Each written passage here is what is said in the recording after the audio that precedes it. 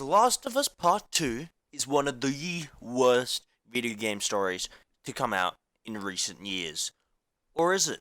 Let the nerding commence, people. I am your host, Lucky Old Gamer, or Spartan Grunt, and today we will be talking about that very thing, and, well, we'll be talking about that, and we will be talking about, more specifically, the Cosmonaut Variants Hour video. So, basically, he made a video on The Last of Us, and it's called The Last of Us 2 Isn't That Bad, You Guys Are Just Dumb. First of all, yikes. People have an opinion, and you're calling them dumb for having that opinion. Boy.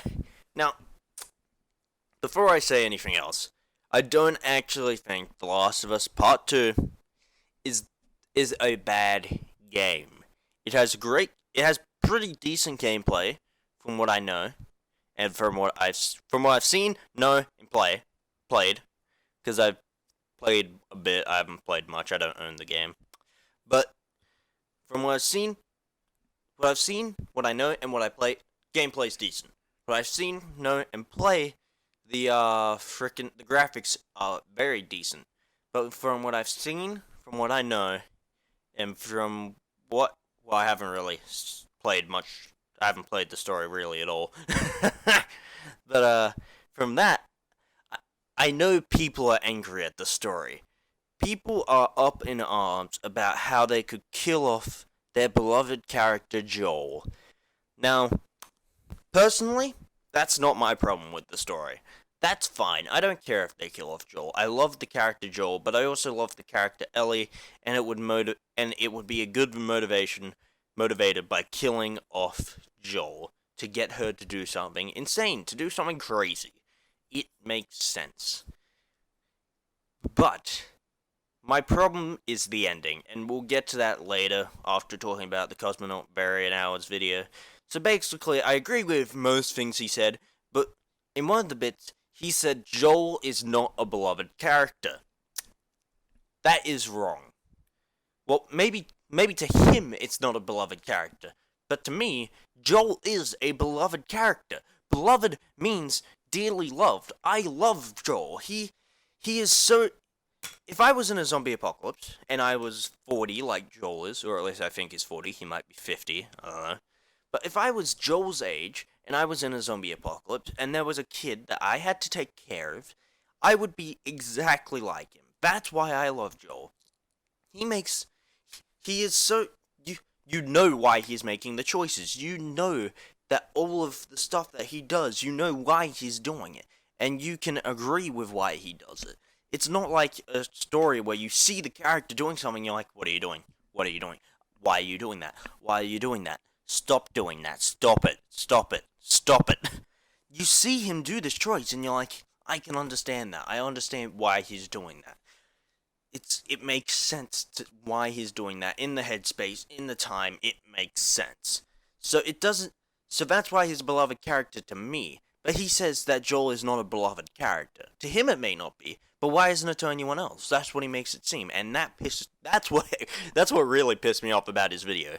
Joel, to me, is a beloved character. Maybe not to you, but to me it is, and to many other people it obviously is. You do not get to determine what a beloved character is.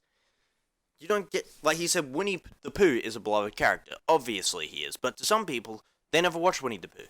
So why would he be a beloved character to them? You do not get to decide that. You do not get to decide what is and what is not a beloved character. That's what pissed me off with his video. That was the only real big thing that pissed me off. Because, like, he called Joe an anti-hero. Oh, no. Joe. Have I been calling him Joe? Oh, no, I have not been calling him Joe. Oh, God. Joel, you know what? I nickname him Joe.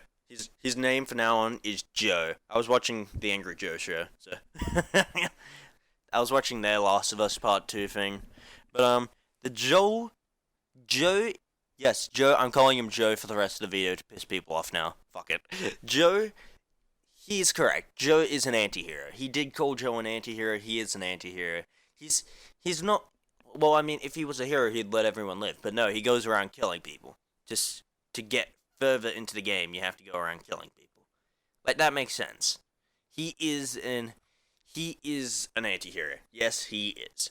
But another thing, I watched Game Theory's video about how The Last of Us, like the choice at the end didn't matter, because I think this comes into play because he was talking about he was talking about Joel making a bad decision to stop Ellie from, well, he took away Ellie's choice of letting herself be the sacrifice. But then, I watched Game Theory's video saying the choice was pointless because the choice didn't matter. It wouldn't have worked. Like, he doubted that the virus, that they would have been able to create a vaccine at least that worked. And killing Ellie was the dumbest thing to do to create the vaccine. Which, after watching the video, makes sense. Because whenever you hear fungus, not virus. Because whenever you hear zombie apocalypse, you think, yeah, it's a virus. Why wouldn't that make sense? And then you realize in this one, oh wait, no, it's a fungus in this. It's not a virus, it's a fungus. Oh shit. In every other game, it's a virus, but in this, it's a fungus. So you're like, oh shit, oh god. I just kind of wanted to bring that up because I was like, holy shit, when I heard that.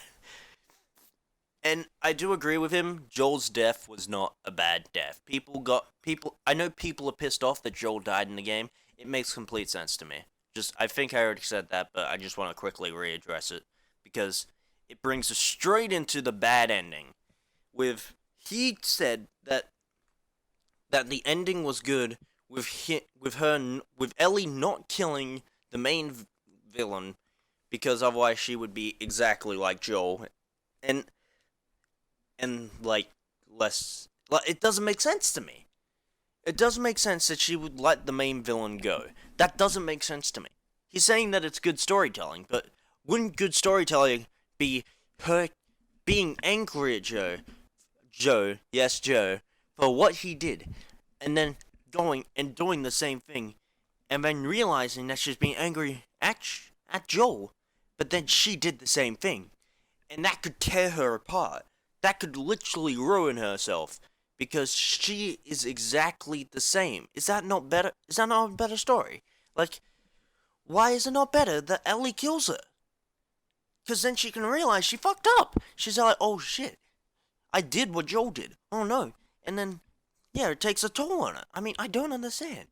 And it would rip her. Well, it wouldn't literally rip her apart, but it would tear her apart that she's been hating Joel for all this time since then, or for however long since then.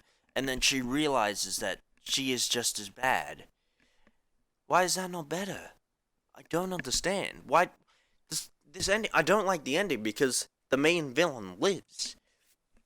Kill the villain off, because the villain's just gonna come back. The villain's gonna come back next game to kill Ellie. Why wouldn't she? It doesn't make any sense to me. It's dumb. They obviously want to make a third story. It's stupid. And that's another problem with this game is, well, he addressed it in the video. Like, those are my only two problems with the Joel not being a beloved character and the ending. I think the ending's bad. I do. But everything else he said was pretty spot on in the video. I do agree with most of the stuff he said. Just those two things really pissed me off. Because another thing he said was the game was not necessary. It was unnecessary. And I agree with that wholeheartedly. If you just ended it at The Last of Us 1, good story. Last of Us 2 could have been about different characters. It could have been about Joel's brother and his wife. Maybe his wife got murdered by that chick, and he goes on a rampage, killing all the friends and stuff. It doesn't have to be about Joel and Ellie. It did not have to be, but they decided to make it about Joel and Ellie because they know that would make it sell. But the way they treated the characters, it annoys me. Well, I don't like the relationship that they made with. This is another problem. This isn't talking about the Cosmonaut's review anymore, but the way they treated Joel and Ellie's relationship really pissed me off. Like, Joel made the hard choice what hard choice? Yeah, he said it wasn't exactly the hard choice for him because he just didn't want to lose another daughter, but it's still technically the hard choice because why? Who gets to decide whether one life is worth every life? Like, that's the thing. It's like, ugh.